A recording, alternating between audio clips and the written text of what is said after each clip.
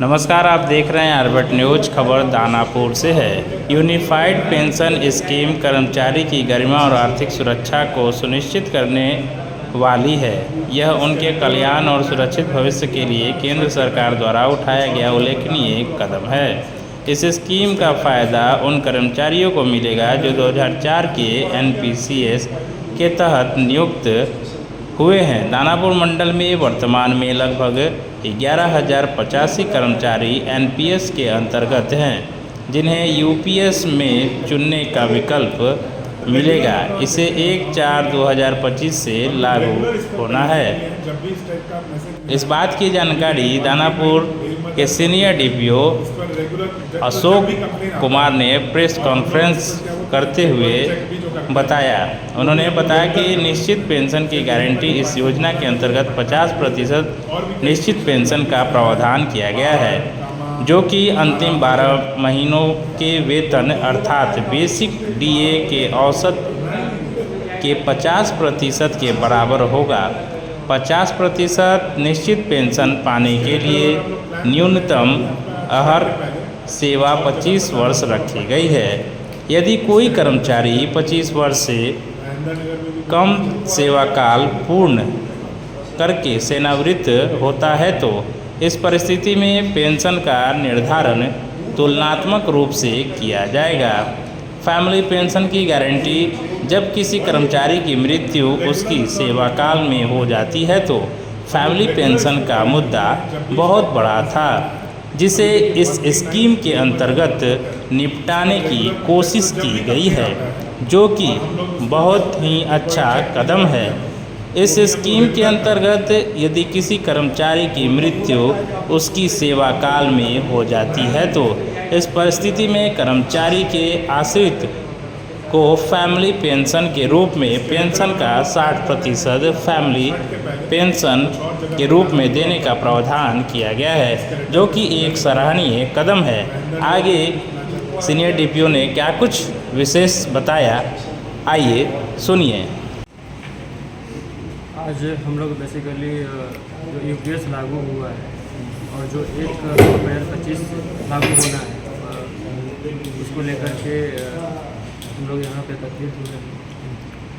और सबसे इम्पोर्टेंट है कि NPS 1/1/2004 से लागू है और उसको लेकर के कर्मचारियों में और कर्मचारी यूनियंस में और ये देखा भी जा रहा था कि पेंशन के रूप में श्योरिटी नहीं था, कोई गारंटी नहीं था कि पेंशन उनका कितना है।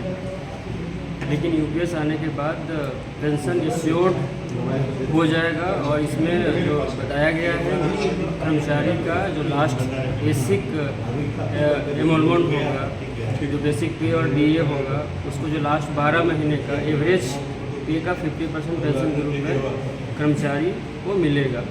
एक बहुत बड़ी बात है कि जो एक पेंशन के रूप में कर्मचारियों को सामाजिक सुरक्षा OPS में है और उनको UPS में भी वही लाभ उनको मिलेगा।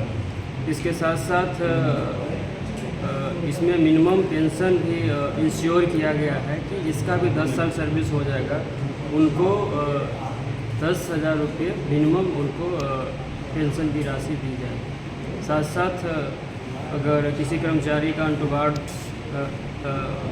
डेथ हो जाता है दुर्भाग्यपूर्ण तरीके से सर्विस में, तो उनके फैमिली को पेंशन का 60% पेंशन के रूप में उनको लाभ मिलेगा। और इस स्कीम का ये सबसे ये तीनों बहुत ही इम्पोर्टेंट पहलू है। इसके अलावा ये जितने भी हैं पेंशन, फैमिली पेंशन और मिनिमम पेंशन, ये सब के सब जो इस पर डियरनेस रिलीफ है उससे जुड़ा हुआ है, जो all India consumer price index है फॉर इंडस्ट्रियल वर्कर, उसके साथ जुड़ा हुआ है कि उनको समय समय पर जो डियरनेस रिलीफ है इसके साथ जुड़ा हुआ रहेगा। उसका लाभ पेंशन पे, फैमिली पेंशन पे और मिनिमम पेंशन पे। इसके साथ साथ रिटायरमेंट के समय कर्मचारियों को एक लमसम राशि भी दी जाएगी जो उनका DCRG से अलग होगा। जो DCRG की राशि है उससे अलग राशि दी जाएगी। अगर आप इसको मोटा मोटी तौर पर लें तो अगर किसी कर्मचारी का 30 साल का सर्विस है तो उसका लास्ट बेसिक का 6 महीने का जो उसका सैलरी होगा वो राशि उनको रिटायरमेंट के समय मिलेगा। तो इस जो यूपीएस आया है उसका ये सब इम्पोर्टेंट पहलू है। और इसको लेकर के जहाँ तक कर्मचारियों की बात है, कर्मचारियों को एक ऑप्शन मिलेगा कि वो एनपीएस में रहना चाहते हैं कि यूपीएस में रहना चाहते हैं। तो उनको चूज करना है यूपीएस का लाभ लेना है कि एनपीएस का लाभ लेना है।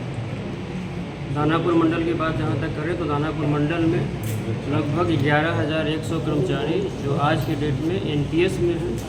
वैसे सभी कर्मचारियों के लिए यूपीएस में जाने का मौका मिलेगा। डिपेंड करता है कर्मचारियों पर कि वो एनपीएस में रहना चाहते हैं कि यूपीएस में रहना चाहते हैं। मतलब रेल कर्मियों को लाभ मिलेगा इससे? निश्चित तौर पे जो पेंशन को लेकर के जो एनपीएस में जो एक भ्रांति था वो दूर हो गया है। अब पेंशन एश्योर्ड हो गया कर्मचारियों का, जो उनको 50%, जिसका भी 25 साल सर्विस पूरा हो गया उनको 50% पेंशन जो लास्ट 12 महीने का सैलरी का वो मिलना ही मिलना है। एक बहुत बड़ी बात है।